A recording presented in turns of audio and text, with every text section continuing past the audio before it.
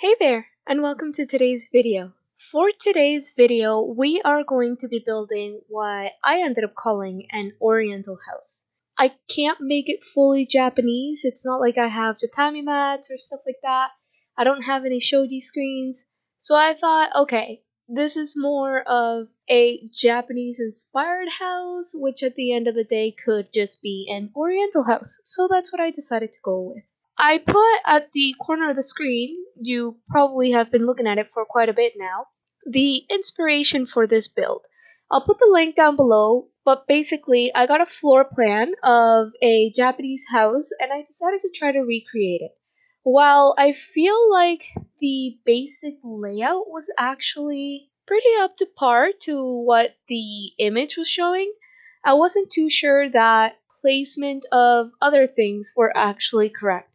So, for example, the archways going outside, I'm pretty sure that's supposed to probably be a lot more like shoji screens and stuff, but I don't actually have those with base game, which is another thing. This build is base game only, so it was quite difficult to actually find items that would work or at the very least make some sense in this house.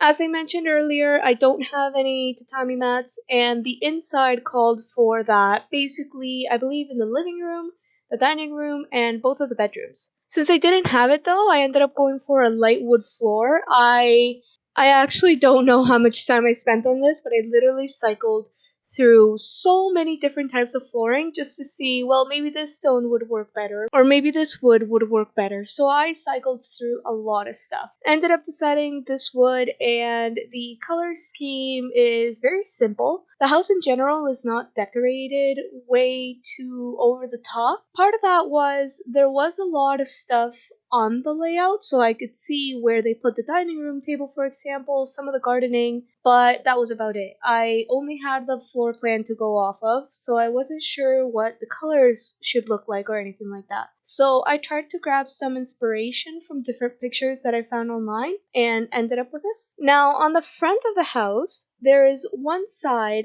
that you can clearly see on the floor plan there's supposed to be a garden, but on the other side it's very blank. I'm not too sure what exactly was supposed to be there, so I ended up putting some cars there, thinking, well, maybe this is where they would be parking cars. Cars are not something that are very common, especially if you're in Tokyo, for example. For a house to have parking right there, at the very least, that's not very common. At the end of the day, it's a Sims. There are no rules, so I thought, why not? As long as Sims can walk through the places they need to get to, there's no rules. Besides that, I mentioned that the color scheme is very neutral, but I ended up going for a lot of things that are more traditional in Japanese builds. So a lot of wood and a lot of stone, and that's basically how I decided, okay, we'll try to keep this rolling and see how far we can get there. The rooms I actually found were super big. I have no idea why the rooms were so big, so I ended up putting a computer and some instruments in one room and an easel in the other room. It's not necessarily one is a parent's room, one is a child's room. They both have double beds in them, so either one could be either thing. It could even be that you only have one sim living there and the other one is a guest bedroom, or if you have some packs, you could even be renting out the bedroom. When looking at the backyard, it seemed like there was some more plants back there. I'm not exactly sure what they mean to be there, but from what I could see, it kind of looked like there might be some form of water. So I ended up deciding to build a bit of a pond in the back. I didn't leave all of it because it took quite a while, but I did put quite a few rocks around to make it look a bit more natural. Now, I did start the month off with a very Christmassy house. So some of you might be wondering, well, why are you building this now? Here's the thing. I've been getting nagged, literally nagged to build a Japanese inspired house. And trust me, I've been wanting to do it forever. Literally since forever. I've been wanting to do this in Sims.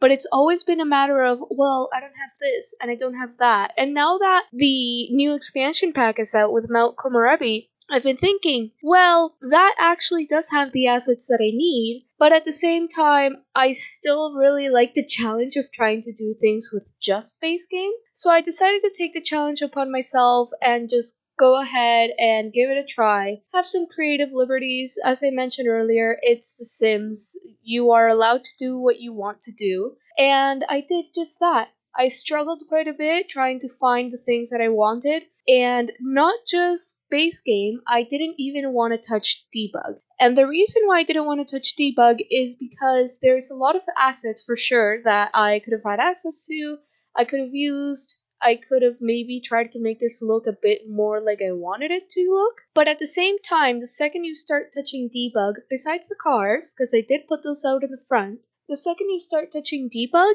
is when you are starting to walk a thin line between your Sims can walk through this and this may disappear when you place down the lot. So I decided to stay away from that, and the house on the outside isn't exactly what I had envisioned at first, but I found a wallpaper that I thought kind of looks like the vibe I was going for. So I ended up going with that for the outside, but for the inside, I decided to still keep it fairly white. I believe that with this build, I at least got the point across of what I wanted to build. I can tell you for sure I would never have chosen this layout for this house if it wasn't for the fact that I was following the floor plan. So I guess you could say this was part of me fulfilling what someone had been nagging me to do since forever ago. Here you go. This one's for you. And the other part was here is yet another challenge that you know I love to do. In this case in particular, a floor plan challenge. So let me know what you think down below. Did I succeed at the floor plan challenge? Do you like the house that I built? And let me know what you'd like me to try out next. I'll keep an eye out on the comments, so do let me know. And thank you so much for watching. I'll see you in the next video. Have a great weekend.